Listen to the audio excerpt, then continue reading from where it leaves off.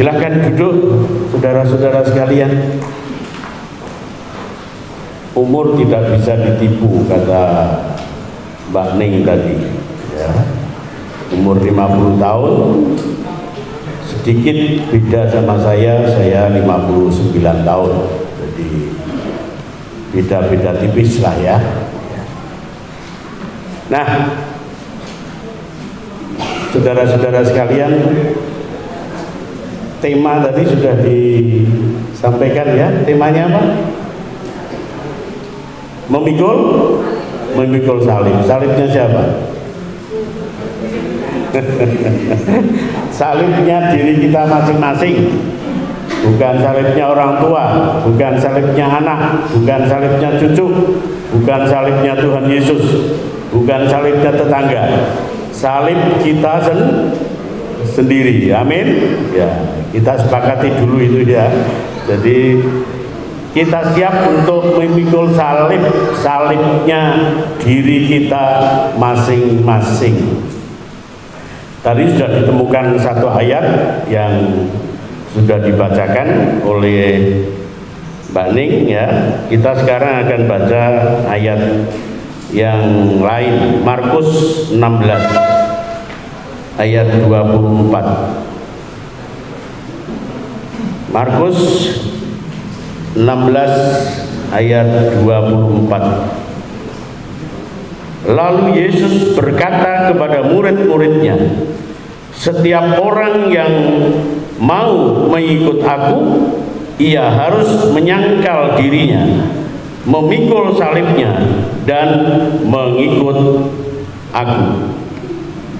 Nah, saudara-saudara sekalian, hidup ini adalah keputusan. Hidup ini adalah keputusan.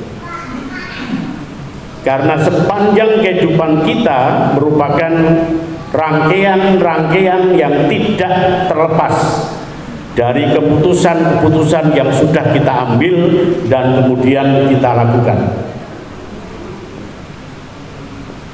Pagi hari ini merupakan keputusan bagi kita untuk melanjutkan langkah kehidupan kita masing-masing. Setelah kita dari tempat ini kita masih belum tahu, atau mungkin sudah ada yang mengambil keputusan mau apa nanti setelah ibadah ini selesai. Dan itu pun merupakan lanjutan dari rangkaian kehidupan kita secara pribadi masing-masing.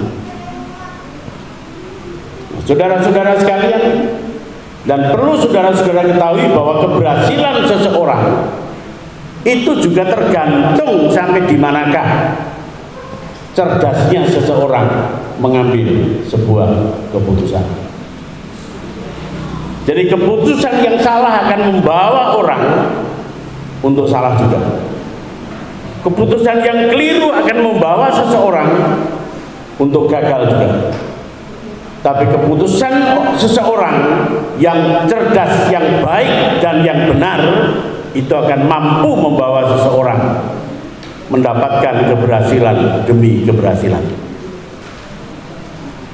Saudara-saudara sekalian, ada satu keputusan yang saya menganggap ini keputusan yang paling penting dalam hidup manusia. Banyak keputusan-keputusan yang penting, tetapi salah satu dari keputusan yang penting dalam hidup manusia untuk berhasil adalah bagaimana seseorang merespon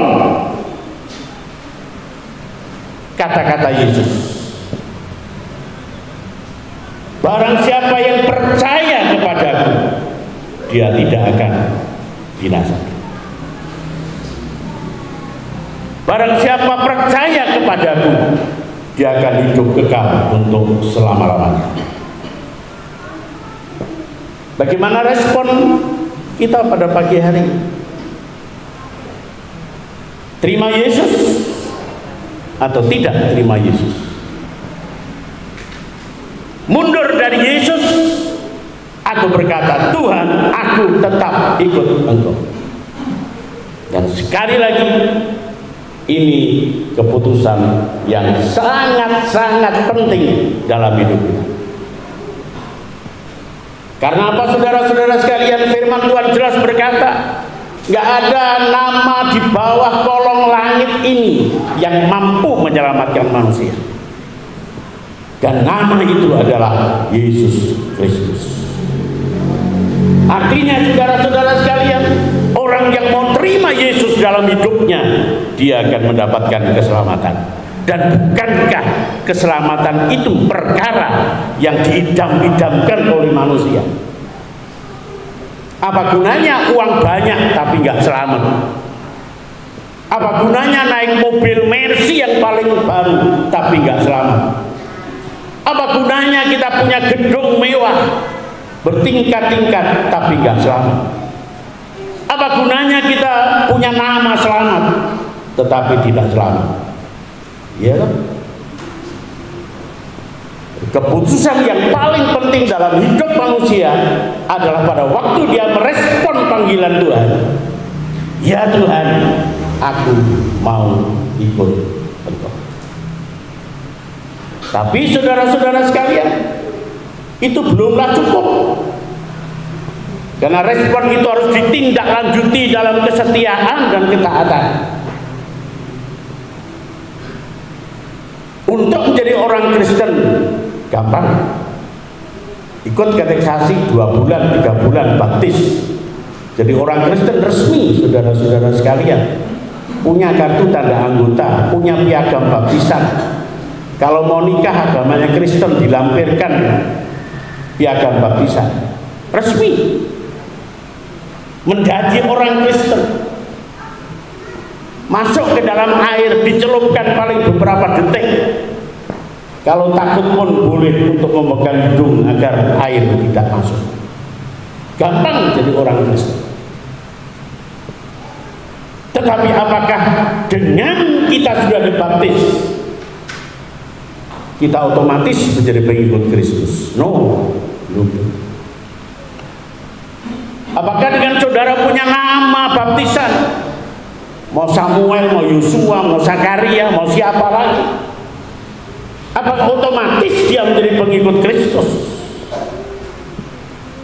Apakah kalau engkau pada pagi hari ini, hari Minggu, meninggalkan rumah masuk dalam gereja Gia Condrokusumo, Jalan Condrokusumo nomor 13 Semarang, otomatis engkau disebut sebagai pengikut Kristus? No, belum tentu, saudara-saudara sekalian. Dan apakah kalau kita punya salib, kita kalungkan di leher kita segede-gedenya dan sejelas-jelasnya? Orang memang bisa berkata, oh dia orang Kristen. Ketemu dengan saudara di dalam angkot, oh ada orang Kristen. Engkau jalan-jalan di mall, orang yang lihat, oh orang Kristen. Tapi pertanyaan saya pagi hari ini adalah, apakah dia otomatis adalah pengikut Kristus?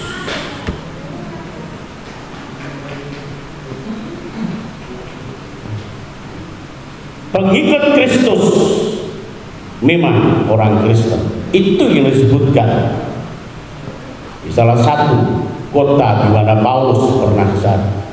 Disinilah orang pertama kali disebut sebagai orang Kristen, yaitu pengikut Kristus. Tapi apakah orang Kristen otomatis dia pengikut Kristus? Karena apa, saudara-saudara sekalian? Saya akan bawa saudara-saudara sekalian ke beberapa ayat yang lain. Yuk kita lihat dari dari Matius. Kita sudah baca bersama-sama tadi. Kita baca di dalam Lukas pasal 9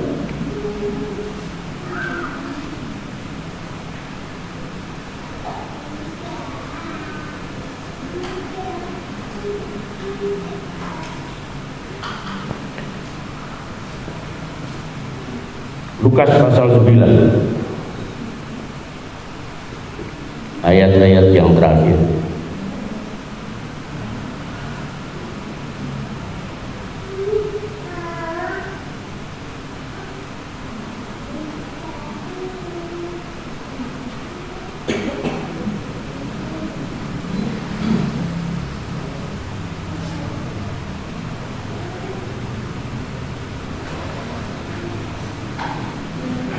ayat yang ke-57, 58 dan seterusnya. Dan pagi hari ini, apakah kita menjadi pengikut Kristus? Karena menjadi pengikut Kristus dijamin menjadi orang yang berhasil. Amin. Bukan orang Kristen pasti berhasil, tapi pengikut Kristus pasti berhasil. Ketika Yesus dan murid-muridnya melanjutkan perjalanan mereka, berkatalah seorang di tengah jalan kepada Yesus, "Aku akan mengikut engkau kemana saja engkau pergi." Yesus berkata kepadanya, "Serigala mempunyai liang dan burung mempunyai sarang, tetapi Anak Manusia tidak mempunyai tempat untuk meletakkan kepalanya." Lalu ia berkata kepada seorang lain, "Ikutlah aku." Tetapi orang itu berkata, "Izinkanlah aku pergi dahulu menguburkan Bapakku." Tetapi Yesus berkata kepadanya, "Biarlah orang mati menguburkan orang mati, tetapi engkau pergilah dan beritakanlah kerajaan Allah di mana-mana." Dan seorang lain lagi berkata, "Aku akan mengikut engkau Tuhan, tapi izinkanlah aku pamitan dahulu dengan keluargaku." Tapi Yesus berkata, "Setiap orang yang siap untuk membajak tetapi menoleh ke belakang tidak layak untuk kerajaan Allah." Saudara-saudara sekalian, saya ambil ayat-ayat ini sebagai penjelasan ayat yang sudah kita baca pertama kali. Barang siapa yang mau mengikut aku, ia harus memikul salib. Salib siapa? Salibku, bukan salibku. Satu kali waktu dalam perjalanan, saudara-saudara sekalian, Yesus ketemu dengan seseorang, dan orang tadi berkata dengan antusias, "Yesus, kemana engkau pergi? Aku mau ikut." Wah, luar biasa ya, saudara-saudara sekalian. Tentu kalau Yesus mendengarkan omongan seperti ini, saudara-saudara, senang sekali. Wah, ada orang mau ikut aku kemanapun aku pergi. Berarti orang ini betul-betul mau ikut aku. Sebuah pernyataan yang cukup menghebohkan, sebuah pernyataan yang cukup menggemparkan. "Yesus, aku mau ikut engkau kemana engkau pergi." Pengen jadi pengikut Yesus? Kapan, saudara-saudara sekalian? Nggak ada batas. Kemana engkau pergi? Nggak ada batas, saudara-saudara sekalian. Artinya dia mau ikut Yesus sejak saat itu sampai selama-lamanya. "Aku mau ikut engkau Yesus kemanapun engkau pergi." Apa artinya, saudara-saudara sekalian? Artinya dia mau ikut Yesus apapun yang terjadi di dalam hidupnya.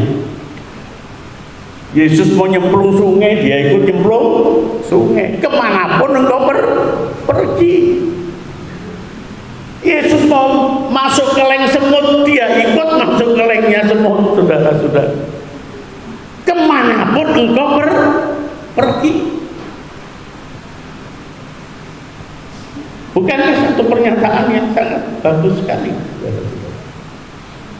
Tapi apa Yesus langsung berkata, "Sabaslah engkau, diberkatilah engkau"? Enggak, saudara-saudara.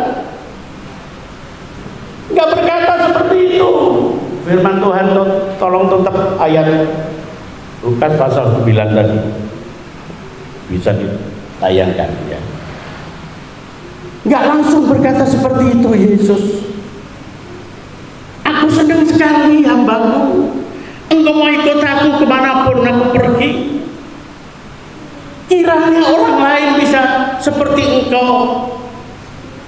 Karena itu ajaklah teman-temanmu semua seperti engkau pada hari ini. "Yesus, aku mau ikut engkau kemanapun engkau pergi.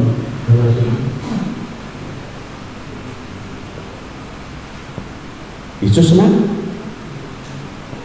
Belum tentu, saudara-saudara. Yesus suka kita? Belum tentu, saudara-saudara. Yesus langsung berkata, aku terima engkau dan aku stempel engkau menjadi pengikutku. Begitu, saudara-saudara. Belum tentu. Coba lihat ayat selanjutnya, saudara-saudara. Ternyata respon daripada Yesus, saya percaya sama sekali nggak pernah terpikirkan oleh orang yang berkata tadi. Saya kira cukup mengguncangkan hatinya saudara-saudara, yang kemudian dia ambil sikap jadi ikut Yesus atau enggak. Ya. Tuhan beri kebebasan kepada orang itu. Jadi kalau seperti pagi hari ini kita mendapatkan jawaban daripada Yesus, respon dari Yesus, ada kesempatan buat kita untuk berpikir, saudara. Jadi melu Yesus semua orang. Jadi ikut Yesus atau enggak? Kalaupun jadi, tak coba dulu lah 1 bulan. Atau lama-lamanya 1 tahun lah. Gimana kira-kira? Nek ra kuat yo, tak cul. Bisa aja kita mengambil sikap seperti itu, saudara-saudara sekalian. Tetapi tentu firman Allah menginginkan kepada orang itu, saudara-saudara sekalian. Yesus, aku mau mengikut engkau sekarang sampai selama-lamanya. Dan kalau dia berkata kemanapun engkau pergi, artinya apapun juga keadaannya, siap untuk menghadapi. Pagi hari ini jemaat Cendrawkusumo kalau berani ambil tema ini luar biasa. Luar biasa, ambil temanya aja sudah luar biasa. Apalagi semua kita akan bisa melakukan apa yang firman Allah sampaikan untuk kita sekalian. Luar biasa. Sebagai pengikut-pengikut Yesus yang luar biasa. Karena apa, saudara-saudara sekalian? Ada 3 perkara yang ingin saya sampaikan kepada saudara. Yang pertama, ayat yang ke-60.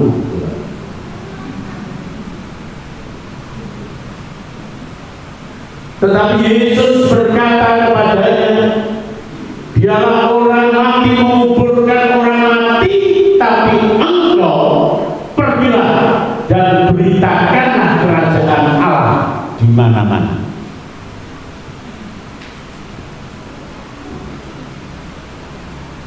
Berat? Saudara? Yang mau ikut Yesus tadi ngomong, Tuhan, aku mau ikut kemanapun lu pergi. Lalu ada orang lain lagi yang berkata kepada Tuhan, Tuhan, aku juga mau ikut engkau Tuhan, tapi izinkan aku untuk menguburkan bapakku sing meninggal, saudara-saudara. Di mana? Di Boyolali pelosok sana, saudara. Aku tak ngubur dulu, nanti baru ikut engkau Yesus. Tapi Yesus memberikan jawaban, saudara-saudara sekalian. Biarlah orang mati menguburkan orang mati, tapi engkau pergilah dan beritakanlah kerajaan Allah di mana-mana. Wis ben sing mati ya ngurusi sing mati. Kowe nurut karo aku, ngabarkan Injil kemana-mana. Ini belum seberapa sebetulnya, saudara-saudara sekalian. Ini belum seberapa.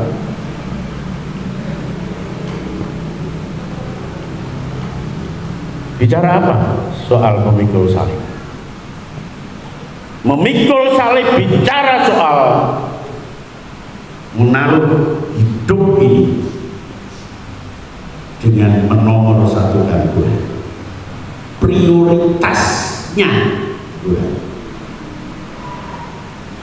menyerahkan hidup ini dengan berkata prioritas Tuhan. Penting gak ngubur bapak ini? Oh, itu perkara sangat penting saudara-saudara sekalian. Bapak ini meninggal, anaknya ora teko tuh, anak durhaka saudara-saudara, ya tak? Tapi Tuhan berkata saudara-saudara, wes penting mati ngurus sing mati. Keras sekali ini kata-kata Yesus. Mau kasih solusi kayak, ya wes nggak apa-apa lah, tapi cepat pulang ya nanti dari Boyolali ya. Begitulah kira-kira yang diharapkan oleh calon pengikut Yesus ini, saudara-saudara. Tapi enggak, wes bensin mati ngurusin sing mati. Prioritas utama dalam hidup kita adalah Yesus. Bulan yang lalu, saudara-saudara, saya mendapatkan pengalaman yang sangat berharga buat saya, yaitu saya menyampaikan sebuah kabar kepada satu keluarga hamba Tuhan di kota Yogyakarta dengan kata-kata seperti ini: Pak Pendeta, saya minta maaf sekali, dan ini baru pertama kali di hidup saya mengambil keputusan seperti ini, yaitu maaf, besok lusa saya tidak bisa melayani. Besok lusa saya tidak bisa melayani acara malam pernikahan dari seorang anak hamba Tuhan. Saya diminta untuk menyampaikan firman Tuhan di Yogyakarta. Dan pada hari-hari terakhir saudara-saudara sekalian, istri saya dan anak-anak di Solo semua sepakat berkata kepada saya, Pak, kami keluarga menyampaikan usulan apa? Bapak besok lusa jangan ke Jogja. Kenapa? Situasinya rawan sekali. Loh, apa di Jogja? Loh, COVID ini Jogja tertutup bagi semua orang.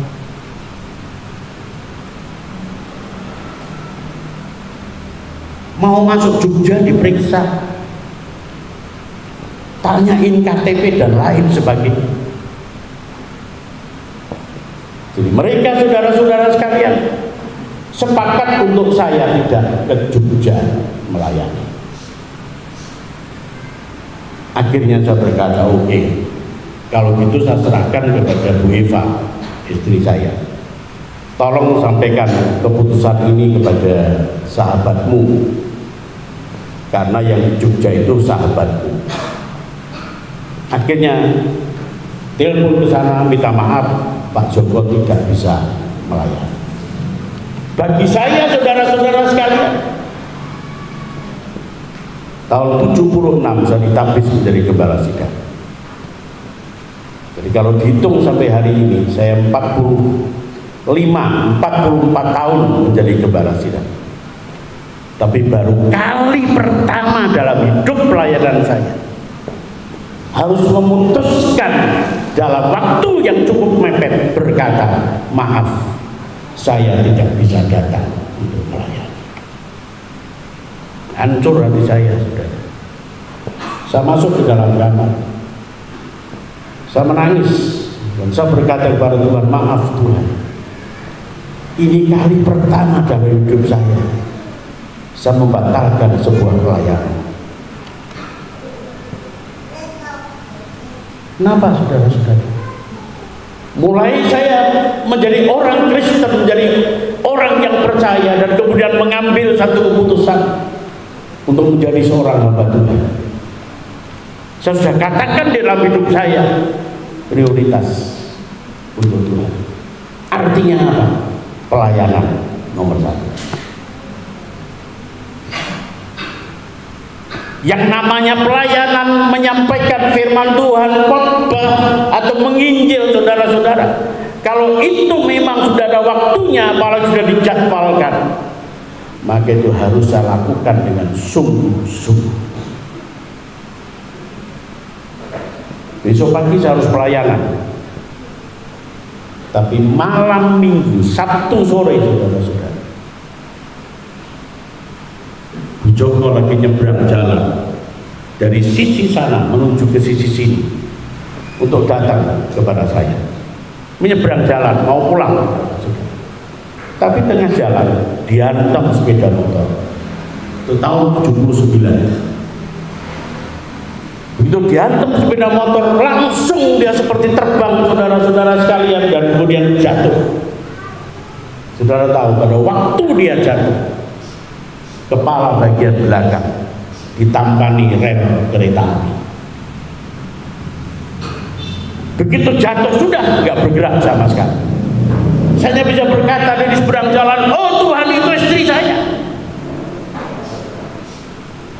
Pendek kata, kemudian kita langsung bawa ke rumah sakit di Cirebon dari jam 8, saudara-saudara. Samuel belum lahir. Istri ada di rumah sakit. Sabtu malam minggu full saya tidak tidur sama sekali. Istri dalam keadaan koma. Besok pagi siapa yang ada mimbar di Jambrang? Besok paginya siapa yang ada di mimbar di Cirebon? Jambrang Cirebon 15 kilo. Jam 7 saya khotbah di Jambrang, dan jam 9 saya khotbah di Cirebon.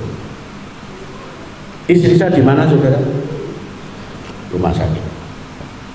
Apa artinya, saudara-saudara sekalian? Walaupun di dalam keadaan seperti itu, saya tinggalkan istri di rumah sakit, karena saya berpikir dia sudah di rumah sakit, sudah diurus oleh rumah sakit. Saya pagi hari ini harus melayani.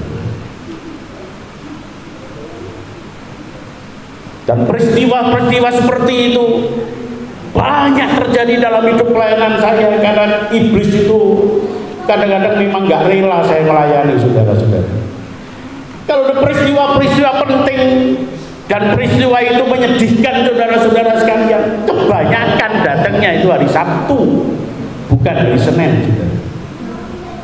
Sabtu di mana besok harus melayani. Tapi saya tetap berkata, pelayanan nomor 1. Apapun kesibukan saya, pelayanan nomor 1. Prioritas adalah Tuhan. Karena saya ingin jadi pengikut Kristus. Sebagai pengikut Kristus, saudara-saudara sekalian, harus mau memikul salib.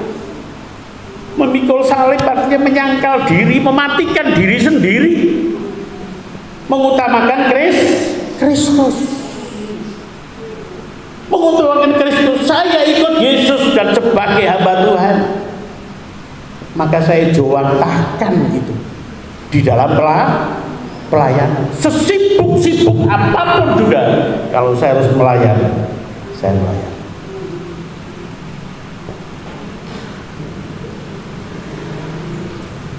Satu kali waktu firman Tuhan katakan, prajurit itu adalah pengikut Kristus. Prajurit itu kalau diperintah, dia ngomong apa? Stephen ngomong apa? Siap. Ya. Nggak ada, saudara-saudara sekalian, prajurit diperintah di atasnya siap, tapi ya komandan. Nggak ada, saudara-saudara saudara-saudara sekalian. Siap. Itu saya dan saudara-saudara sekalian ikut Kristus. Jangan anggap enteng pelayanan. Jangan anggap enteng melayani Tuhan. Jangan anggap enteng mengikut Tuhan. Prioritas. Jujur saya harus katakan saudara-saudara sekalian, saya nggak ingin mendiskreditkan siapapun, tapi jujur dalam penilaian saya katakan COVID-19 menghancurkan banyak sendi-sendi kehidupan manusia. Kehidupan sosial hancur. Biasanya ketemu rangkulan saudara-saudara sekalian, sekarang ketemu bu senyum, bu berputar ngerti saudara-saudara sekalian. Karena apa? Pakai masker, hancur. Iya kan? Pacar ketemu pacar, biasanya waduh seperti itu. Tapi sekarang ada orang lain, orang itu jaga jarak, saudara-saudara. Ya. Sendi-sendi beribadah kepada Tuhan juga banyak yang hancur. Minggu ibadah nanti, gereja ditutup kok, orang itu kebaktian. Sesuk nanti, aku ora iso nang gerejaku paling nompol cuma wong 50. Nek aku teko ora cukup kok. Akhirnya lah kamu terus kebaktiannya piye? Ya aku tak ngrungokne firman saka omah wae. Tengah ngrungokne firman nang omah. Oh, belum tentu saudara-saudara sekalian, ya. Firman Tuhan, ibadah online jam 9 baru bangun. Nah, ini kan ya orang nang gereja ya. Baru bangun saudara-saudara sekalian. Lo online lo saya wah yo lali ya. Terus seminggu balik mana saudara sekalian? Podo jam 9 durung tangi. Lalu perasaan hatinya seperti apa saudara? Dulu saya itu dididik mulai dulu jadi orang Kristen. Minggu itu hari ibadah. Kowe arep nang Cipanas, kowe arep nang Bandungan, kamu mau kemana? Silakan ibadah sih. Baru pergi. Nek orang ibadah, orang rezeki. Nah, itu sudah tertanam di hati ini saudara-saudara sekalian. Ini COVID ini menghancurkan saudara-saudara sekalian. Minggu ke ibadah orang. Lho kenapa? Sik buka kok dicoba. Terus perasaannya piye? Biasa. Ya. Nanti ada pengumuman, nanti gereja sudah buka mulai minggu depan. Alah rana gereja oh wis 3 bulan nang gereja ya ora apa-apa, hancur. Ya. Ya kalau betul-betul jam 9 ikut online dengan sungguh-sungguh ikut ibadah, oke, masih begitu. Tapi berapa persen yang mau setia seperti itu? Berapa orang yang mau sungguh-sungguh ikut ibadah online di rumah masing-masing? Jemaat 100 yang ikuti YouTube 15. Nanti 85 keturun, ya kan? Mengikut Yesus? No, COVID, kita COVID. Ya. Salib, saudara-saudara, mengikut Yesus tetap prioritas. Sing COVID dan COVID, tapi aku tetap mengikut Yesus. Ada amin betul? Amin. Itu mengikut Yesus. Jadi ngomong Tuhan, aku mau ikut Engkau kemana Engkau pergi, gampang. Saya ngrungokke Yesus bilang begini.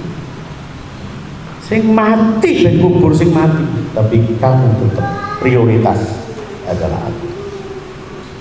Yang kedua, saudara-saudara. Yang kedua itu di ayat 58 balik 58.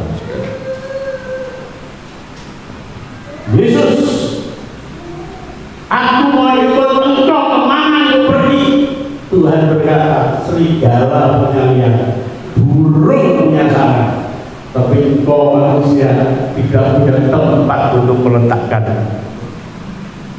kepala. Yesus saja nggak punya tempat untuk ikut, untuk membaringkan kepalanya. Lah kok kowe arep melu aku? Lu aku sing mbok ikuti. Enggak ada tempat untuk membaringkan kepala. Lu aku sebagai Tuhanmu ndrosor nang ngisor, terus kowe sing melu aku nang kasurku enak-enak. Ora toh?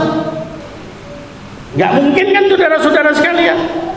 Loh, yang kita ikuti aja nggak punya tempat untuk meletakkan kepalanya. Artinya saudara-saudara, benar melu aku, ngerti loh. Aku turu rono bantal. Jadi kowe mungkin juga, bukan mungkin, kowe juga pasti rono bantal. Nang jowo mana ya? Saudara-saudara sekalian, berat mengikut Yesus. Artinya apa saudara-saudara sekalian? Memikul salib itu bicara soal apa? Berkorban. Memikul salib bicara soal apa? Siap menderita. Satu kali waktu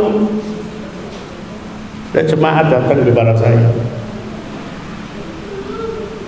panggil dia ibu, tapi dia sudah seorang nenek. Dia datang ke rumah, ngomong curhat saudara-saudara sekalian. Waduh, sekarang saya itu susah sekali Pak Pendeta.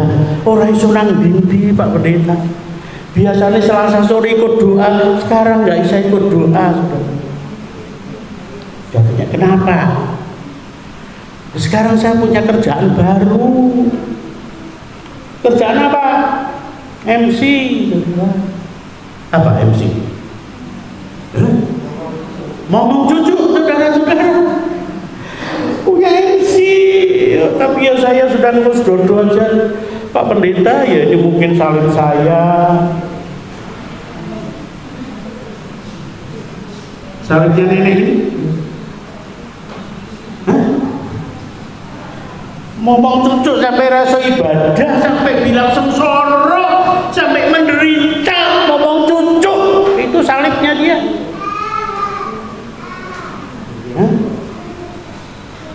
Salibnya nenek tadi saudara. Nah ini yang seringkali keliru saudara-saudara. Saya bilang tidak salah kakek nenek jadi MC, nggak salah. Saya nggak bilang salah, ya. Tapi jadi Sarawayai. Iya toh. Apalagi bilang salib saya Pak Pendeta. Ikut tuntut salibmu nenek, ikut salib anakmu yuk. Kadang-kadang kita pengen mikul salib orang lain, mikul salib dewe orang kuat. Sambat kiri, ketua anak ibu yuk saudara-saudara. Tapi dalam hati kapan nih aku ngomong anakmu ya. Ini MC saudara-saudara sekalian, ngomong cucu. Ingat, orang tua kita sudah ngomong kita mulai di dalam kandungan. Betul? Sampai dia menikah, lepas sudah.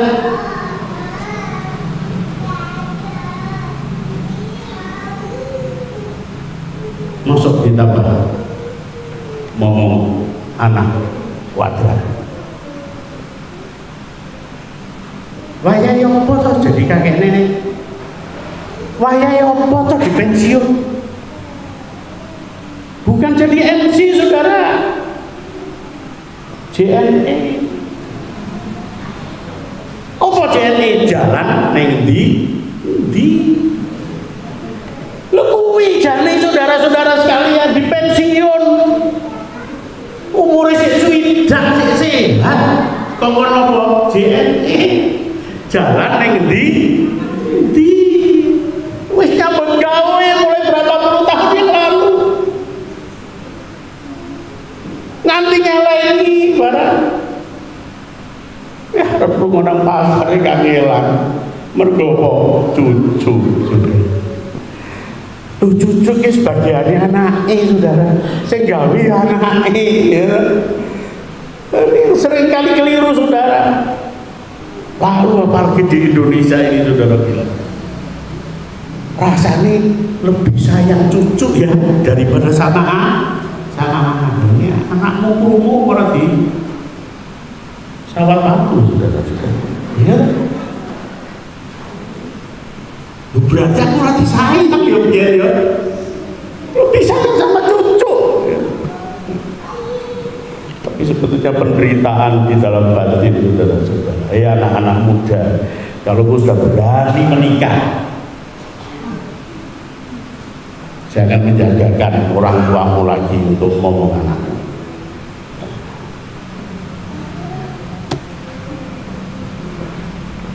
Itu sudah bagianmu, itu salibmu, itu sudah ujung daripada apa? Membalikkan kepala. Jam 2 ras malam, wayahe enak turu, tapi anak tangi nangis. Bangun kan? Bangun. Gak bisa meletakkan kepalanya. Menderita saudara-saudara, punya anak itu juga menderita. Tetapi ada sesuatu yang Tuhan taruh di dalam diri kita. Kalau kita mau jadi pengikut Kristus yang betul, yaitu apa? Konsekuen. Punya tanggung jawab.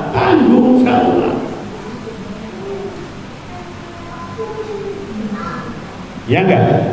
Banyak tuh seperti ini. Ayo kita rubah saudara-saudara sekalian. Ibumu sudah susah ngurus kamu mulai kamu lahir, bahkan mulai dari di kandungan ibumu. Susah mulai dulu. Mosok saya ini ditambahin mana? Tapi juga kakek nenek yang ada, kalau mau terima itu ya terima dengan sukacita. Tapi jangan nih saudara-saudara sekalian, jatah Anda itu bukan jatah ngomong jujur, tapi jatah untuk JNE, jalan neng ndi, menikmati, mensyukuri, melayani. Ini kalau mau ikut Yesus. Pengikut Yesus siap terima tantangan apapun juga. Mengikut Yesus siap apabila dia menderita karena kebenaran. Mengikut Yesus siap untuk berkorban. Orang yang menyadari Yesus sudah berkorban lebih dulu, dia adalah orang yang tidak pelit untuk berkorban bagi Yesus. Jadi semakin orang pelit berkorban untuk Yesus, artinya bertambah tidak sadar nek Yesus sudah berkorban untuk Anda. Yang tiga, yang terakhir, ayat yang ke-62. Coba kita lihat.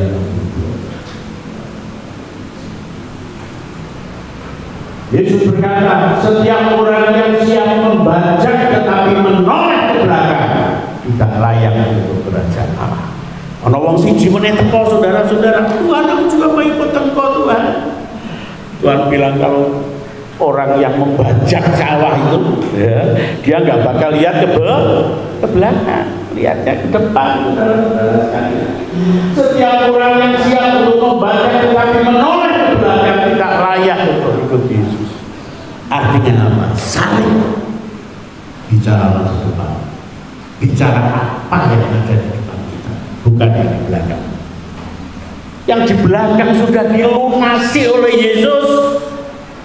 Dosa-dosa saudara sudah dihapus oleh Yesus. Sejarah gelap Anda sudah ditanam oleh Yesus.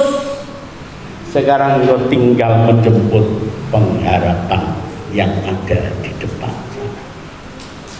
Salib bicara keselamatan. Salib bicara soal hidup kekal. Tanpa salib nggak ada keselamatan. Tanpa salib nggak ada hidup kekal. Jadi bicara memikul salib artinya kita siap untuk nggak ngeling-ngeling sing nang bumi. Ada orang yang berkata, enak ya zaman Pak Harto ya, ditulis gede-gede di bokongnya apa? Saudara-saudara sekali. Enak zaman biyen.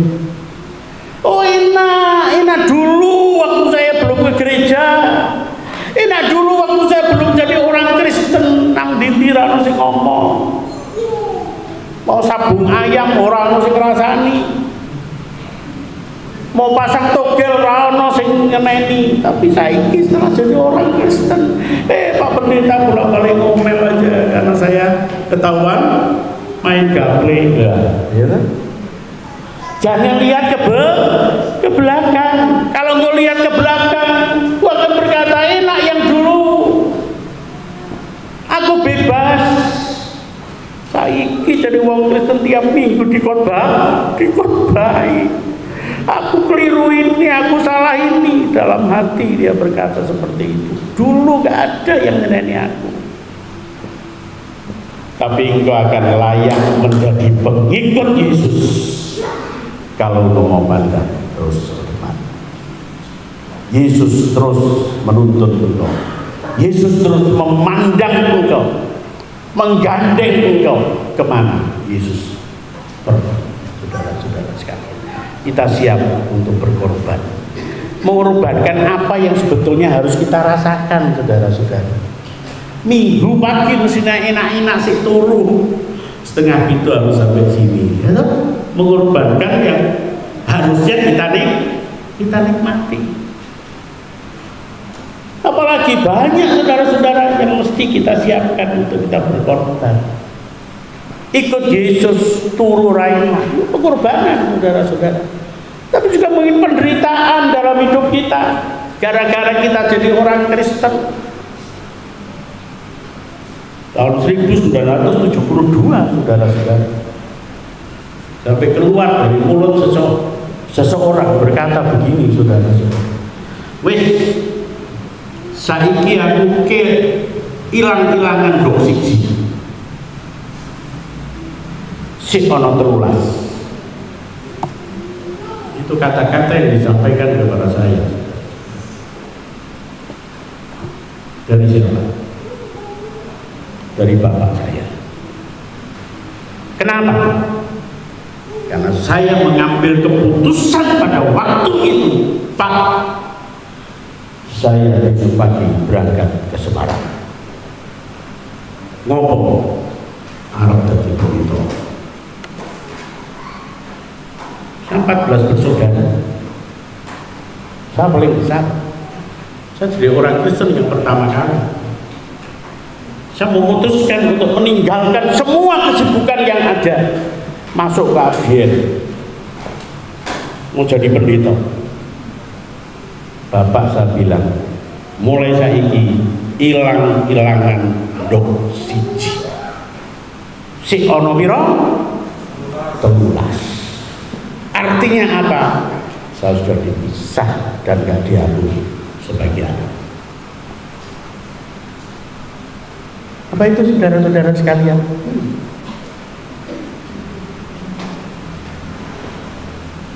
Wis itu masa lalu, saudara-saudara. Masa depan. Hidup kita sudah kita tinggalkan. Yang jelek-jelek sudah kita tinggalkan. Yuk kita song-song yang baru. Kita song-song yang indah. Kita song-song damai sejahtera.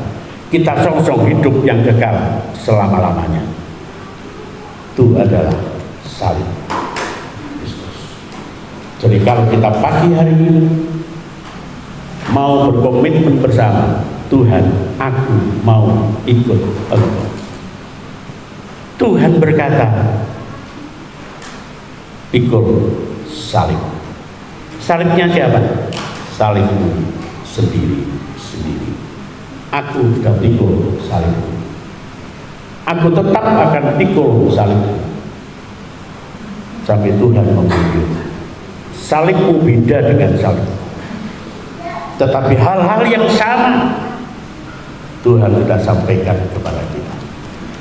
3 perkara. 1, pikul salib, wujud pengorbanan kita, siap untuk menderita. 2, prioritas untuk Tuhan. Dan yang ketiga, apa saudara-saudara? Pikul salib, apa? Ayat yang terakhir, pandang ke depan, songsong hari depan. Amin. Tuhan memberkati kita sekalian. Kepala jemaat, majelis, seluruh jemaat Gereja semua mengucapkan banyak terima kasih kepada Bapak Pendeta Joko Purnomo yang pagi hari ini sudah melayani kita untuk menyampaikan firman Tuhan secara luar biasa.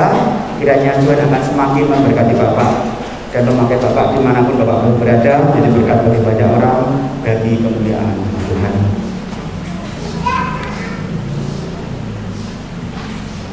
Ya, untuk minggu ini ibadah Jayud Kingdom diliburkan, ya. Juga untuk ibadah Beji juga diliburkan. Akan tetapi nanti sore dimulai pada pukul 5 kembali akan diadakan ibadah yang kedua, di mana pujian akan dilayani oleh Bapak Tunggoro, LCD oleh Saudari Veronica, firman Tuhan oleh Pendeta Samuel Utomo, musik oleh Saudara Stephen, perjamuan puji dilayani oleh Pendeta Samuel Utomo. Bapak Ibu Saudara, mungkin pagi hari ini ada saudara, kerabat, orang tua yang tidak bisa hadir dalam ibadah pagi hari ini, bisa disampaikan kepada mereka, karena nanti sore kita masih ada ibadah yang kedua. Pada hari Rabu, tanggal 10 Maret 2021, kembali Persekutuan Wanita Kristen akan mengadakan ibadah secara online, di mana firman Tuhan akan dilayani oleh Saudara Stephen Roberto. Dan hari Kamis tanggal 11 Maret kembali akan diadakan Persekutuan Pria Kristen secara online, ya, dimulai pada pukul 18.30, di mana firman Tuhan akan dilayani oleh Bapak Pendeta Samuel Utomo. Hari Jumat demikian pula akan diadakan ibadah KPK online yang dimulai pada pukul 18.30, di mana firman Tuhan akan dilayani oleh Diaken Kristiana SD. Dan hari Sabtunya pagi hari mulai pada pukul 9 pagi akan diadakan persekutuan doa pagi secara online, di mana firman Tuhan akan dilayani oleh Diaken Suharti. Mari kita akan menyimak laporan kas pembangunan tahap ketiga, di mana sampai dengan tanggal 6 Maret 2021 untuk kas pembangunan kita masih memiliki saldo sebesar 18.089.930 rupiah. Untuk laporan persepuluhan bulan Februari sudah terkumpul sebanyak 14.166.500 rupiah, ya. Dan kita masuk pada warta khusus. Minggu ini merupakan minggu pertama di bulan Maret 2021. Jemaat diberikan kesempatan untuk yang pertama menerima perjamuan suci. Dan marilah kita akan mempersiapkan diri kita dengan baik agar tubuh dan darah Kristus dapat menjadi berkat bagi kehidupan iman kita. Kedua, kita masih diberi kesempatan untuk dengan persepuluhan, dan marilah kita akan memberikan dan percaya bahwa Allah telah melimpahkan berkatnya bagi kita. Kemudian katekisasi dibuka kembali untuk Bapak Ibu yang mungkin sudah mengikuti katekisasi, karena hari Minggu ini pada pukul 9 akan kembali diadakan katekisasi.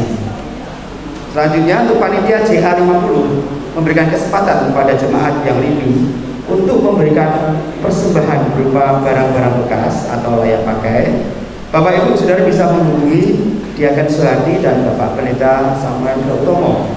Barang-barang persembahan tersebut nantinya akan dilelang dan akan dijual dalam pasar barang bekas.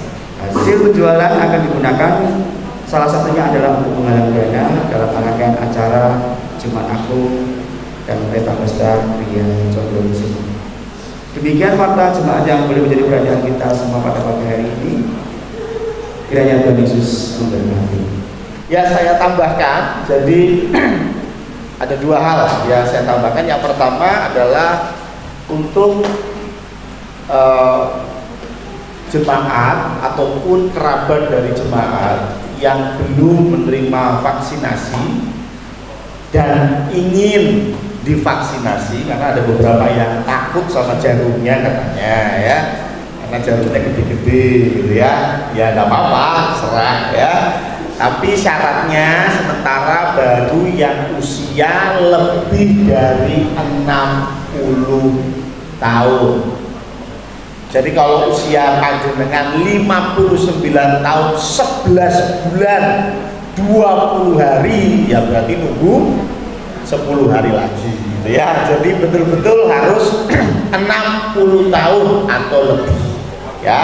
Kalau memang kemarin sudah ada 6 yang divaksin ya, kalau mungkin panjenengan belum tapi mungkin orang tua sudah ya, nggak apa-apa. Kalau memang mau, tolong kirimkan fotonya aja, di foto KTP-nya kirim ke saya, nanti gereja yang akan follow up kapan suntiknya dan lain sebagainya. Ya, itu aja tambahan yang pertama. Yang kedua, setelah ini jam 9 juga ada rapat panitia JA 50. Jadi yang merasa panitia jangan pulang ya. Udah, dua hal itu saja yang saya ingatkan kembali.